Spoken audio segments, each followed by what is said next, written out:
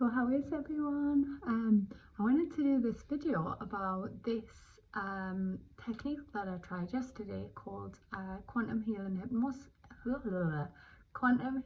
hypnosis technique by Dolores Cannon, and I went to see a practitioner yesterday, and it was really interesting because at the beginning I was just thinking, I'm just making this up, because I don't really feel like I get hypnotized. I feel like I'm totally conscious. It takes a lot for me to relax. So I was thinking, when I was asked the questions, I felt a bit of resistance, and I was like, I'm just making this up. But what came through was the first life. So we're going into past lives. The first life was this really poor man, and there was bits that I could see like really clear, and there was bits that I think I was filling in the blanks. So it was like this brawny man, late 30s, but he looked weathered. Lived, this place had like dry mud on the floor. Lived in like this hut. It was given us like 300, so I don't know if that's like 300 BC or something. Would trade things from his animals, go to this city, but he lived on these outskirts on his own. It was a really, really tough existence, and he died quite young, like late 30s, early 40s, something like that. And when he died, the first thing he was said, he was like a bit miffed. He was like, well, what was the point in that? So that was really interesting. And then the next life it took me to, from the 300s, was 1500s, and it was France. And it's weird because I don't feel like I have any connection with France, like it's not somewhere I want to go. But it was a French lady, the name was Emily, and an aristocratic family. So there was like a lot of wealth and a lot of material things. And when she passed away, there was a lot of humour in this, which I found really interesting. She was like, where's all my stuff? That was the first thing. And then the second thing, well, what was the point in life? What was the point in that?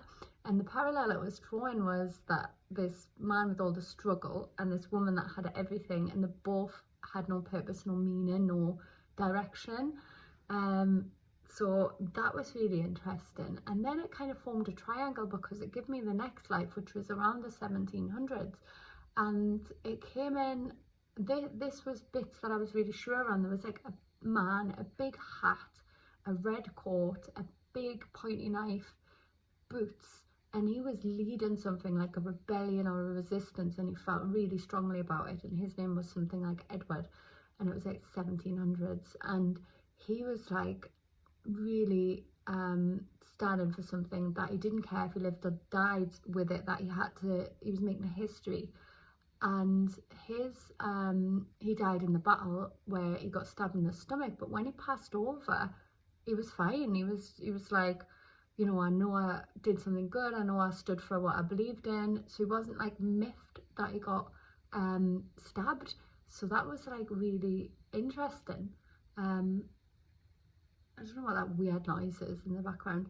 Anyway, so when he died, the practitioner was asking us, like, where did he go?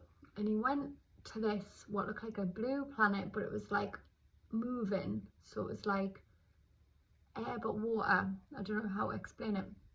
And he went in and got engulfed in this stuff. And you go there if you have died in a traumatic way, so it can absorb that from you. And then he next went to this light, which looked like a star.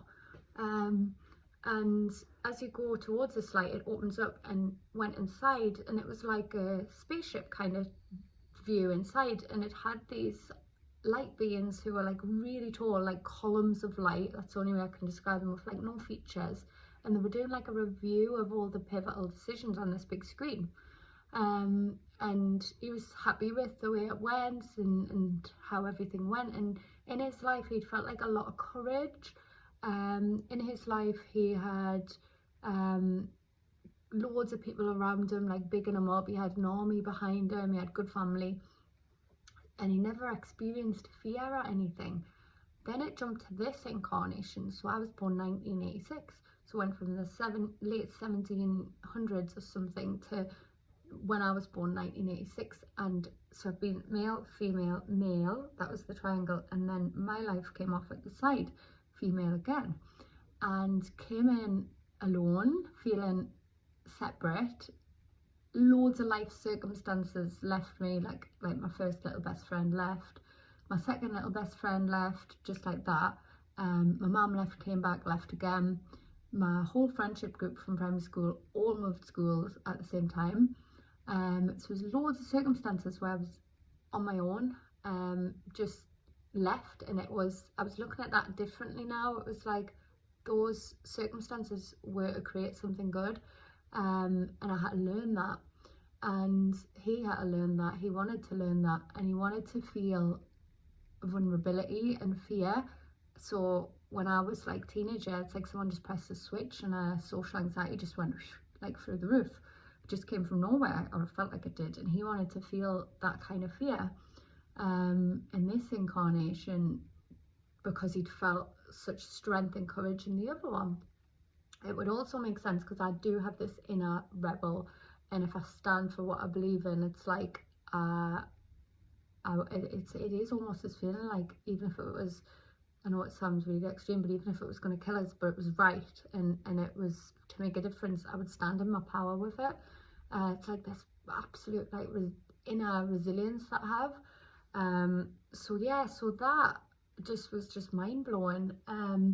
So anyways, yeah, what else? Oh yeah, and then before this life as well, going back into source and trying to explain that, of this big thing of loads of colours where you are everything but you're nothing at the same time, but you feel so powerful, like you could create a world from that place.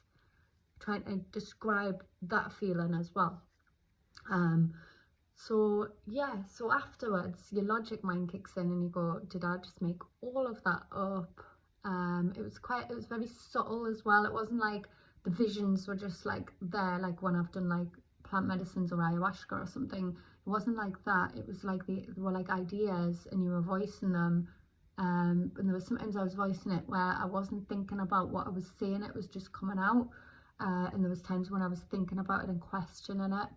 Like the location of the poor guy, it had like this place. At first it wasn't given as a name, then I thought maybe it's Asia, and then I was given Marrakesh, and yeah, it just didn't really add up or make sense. But the coin I was looking at had a face on it. There was a coin that he traded something for, and I was saying I think it might be Julius Caesar, but that it didn't add up. So I was like, I'm just filling in the blanks here.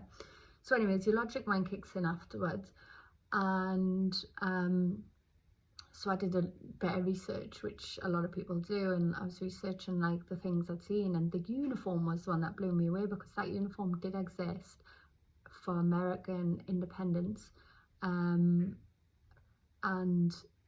there was actually a regiment in Alabama, which was the place I was given as well, and in that time period, and with those big swords as well. So that was weird. I was trying to search the name but couldn't really find anything on the name, and that bit did blow us away, because that was weird. I looked at coins around the 300. I was given 369, and there's some of them did have faces on. There was a place associated with one of them that began with an M, similar to Marrakesh, but wasn't, which could be that, if it's, you know, obviously if I didn't just make it all up. The French life was interesting, because I do always feel like I've lived a life where I've been really wealthy. I just feel that it comes out in some of my behaviours. I drink my tea with my little finger up, I drink my champagne with my finger up. I love extravagant things, but I'm also really humble as well. So yeah, anyways, I'm going to wrap this up. So yeah, if anyone was interested in trying it, I would say definitely give it a go. It's interesting what your mind gives you, or what your soul gives you, or what your higher self gives you. My lessons were to use more humour and not take things so serious, to detach, to try and not take on other people's journeys or try and fix them, things like that as well. And yeah, I found it, you know, you don't get stuck there, and you're not like stuck in the past or anything, but you do relate it to the now and see what, because it gives you the certain things for certain reasons as well. So yeah, I just wanted to share that. It's called quantum healing hypnosis technique. I would say if someone's curious to give it a go, see what they think. I would say if you're like me, you know, try not to judge what you're thinking, just say whatever pops into your head. Try and take your logic mind out, which is hard. And for me, don't expect it to be something so powerful like you're actually in your past life and you've seen everything as if you're there, because it wasn't like that for me. It was like ideas and little bits of information. It was quite subtle. So yeah, anyways, I'm going to put that out there, and peace, love and light.